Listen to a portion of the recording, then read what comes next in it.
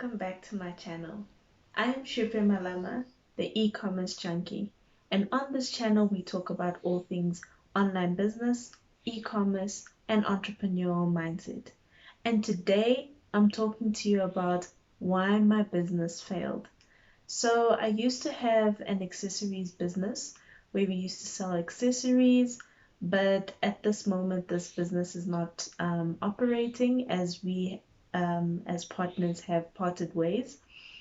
So I'm just going to talk through the three different things that I picked up in terms of why the business failed, why it didn't work, and why it didn't even become a sustainable business or sustainable income to me.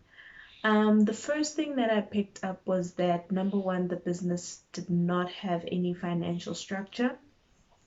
So we were three partners as part of this business. We came up with this idea to sell accessories, a unique type of accessories that we picked up in the market that wasn't available at that time in South Africa. And we thought, why not create a business around it, sell these products? We love the products ourselves, we use them ourselves, and we thought, why not sell them? Because they had a unique selling point. But we started selling, we made some sales, we even had a great week where we literally made 7,000 from just sales in that one week. But we had no financial systems. We would make an income and spend it, and not necessarily spend it on the business, but we would spending on personal items. We didn't reinvest in the business, which ultimately led to the downfall of the business because number one, we didn't reinvest in the business for it to grow. We kept on removing money for expenses for the business from our own pockets, which is not really a sustainable way to build and grow a business. So, number one was our total lack of financial systems, our financial knowledge or financial management over the sales that we were making.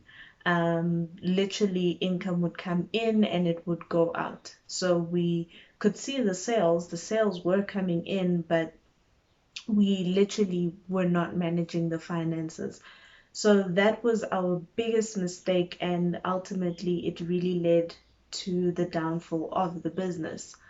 Number two was that we as a partnership. Okay, so we were three members as part of the business. We were all directors. Um, but we didn't align as partners. At the beginning, we had this great idea and we thought that, we all gonna, play our part in the business, which we all did. But once the sales come in, we started to see that each of us, our directions was moving, and we were not all still aligned as the business was growing or as the business started making money. So in theory, when we started the business, we were all aligned and we all had one common goal. But as the sales came in, I would say I think maybe money changed us. Money changed our outlook in terms of the business. But as money started coming in, our priorities shifted as partners and we weren't aligned, which then led to more partners, some partners playing their part and some not, which then ultimately the partnership failed, which then caused the business to fail. So on that point, if you're looking to go into partnerships, whether it be with friends, with family, with colleagues, you always need to make sure that all partners are aligned as you journey through the business. At the beginning, it's fun, it's a new idea, you're all excited, you're all hoping for, the best outcome in running that business. But as you start running that business and as the money starts flowing in, I think it's a good exercise to, just realign and make sure that all partners are aligned, that you guys all have the same vision as you go along. Maybe whether it be a 6 month check-in or a yearly check-in, whether it's three or two partners to make sure that you're not operating in different directions, but you're all operating towards a common goal for that year or a common goal for that period in time in your business. And that was a big mistake for us. As the three partners, we started going off in our different directions. We started seeing the business in different lights, which then affected the effort that we put into the business. We were running an accessories business where we were selling at markets, we were selling at through people that we know, we were using our WhatsApp contacts, and ultimately it wasn't sustainable. um, there was growth in the business, but we didn't take full advantage of it, which then leads me to my third point. The third and biggest mistake that we made was we didn't increase our knowledge as we were growing the business. So I think the excitement of actually making sales made us lose track that we actually need to continuously build our knowledge around business systems, finances. How do we better manage finances as a business? I think we mostly looked at the business as a means to an end. So it was basically taking care of our daily needs, which was really not a sustainable model to look at.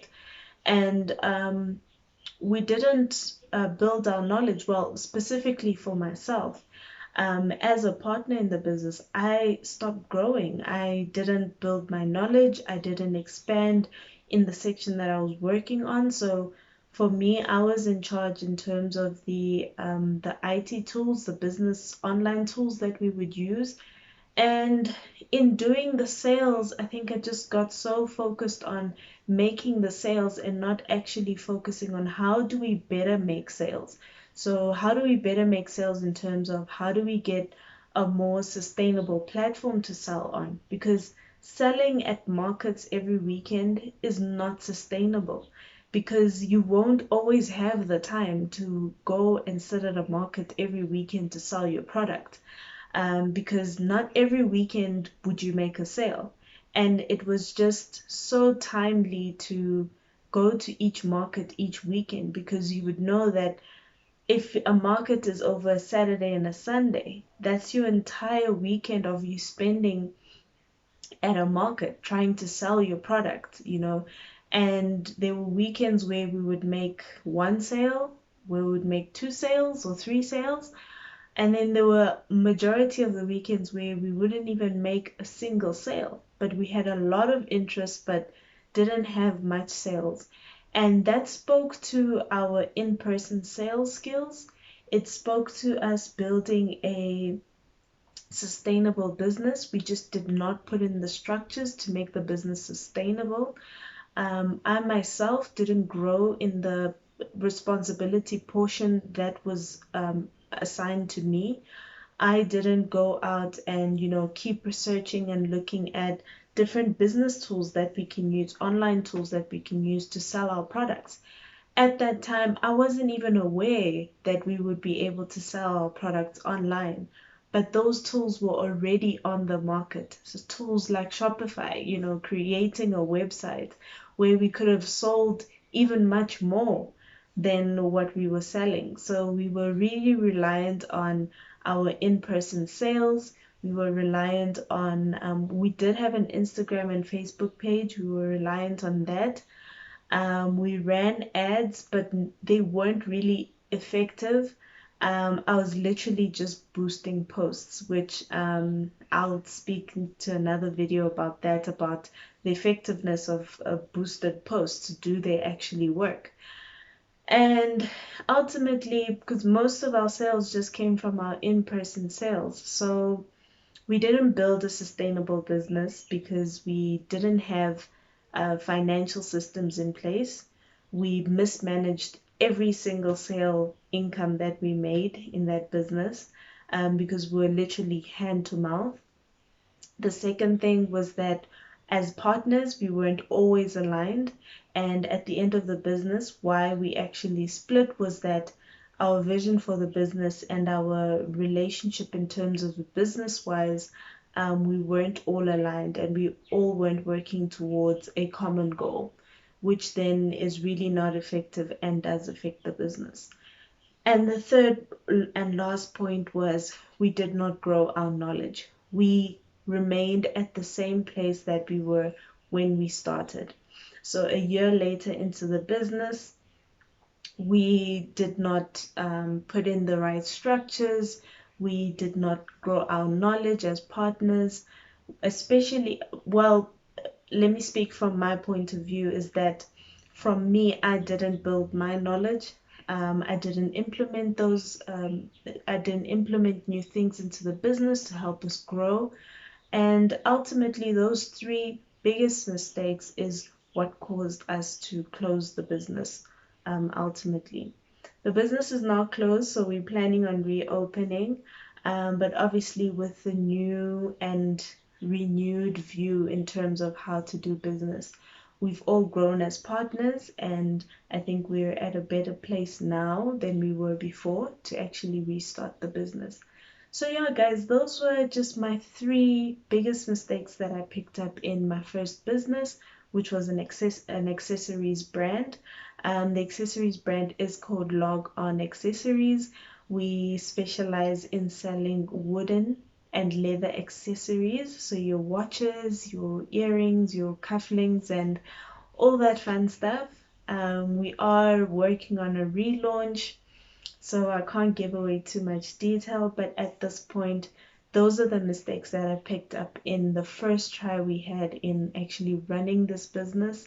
It was my first business that I actually started and tried to run. And yeah, so now that has been my journey and what I've learned from that business. And those are the three things that I'm actively changing in running my new business, which is a online baby store where we focus on gifts for babies and toddlers, and it's full of fun stuff. Do check it out. And yeah, and let me know, what business mistakes have you made? What have you picked up from your past experiences? What are you changing in your current business, and what do you think you can do better in your business? Yeah, drop a comment below. Don't forget to like, share, subscribe, share with your friends, family, people you might know, people who you think have might benefit from this video. Share it with them. Let them know that they're not alone. This journey in entrepreneurship and business ownership it's not easy, but it's doable. As long as we stay together as a community, we grow as a community, we learn and teach each other as a community. So yeah, thank you guys for watching my video, and see you in the next one. Bye.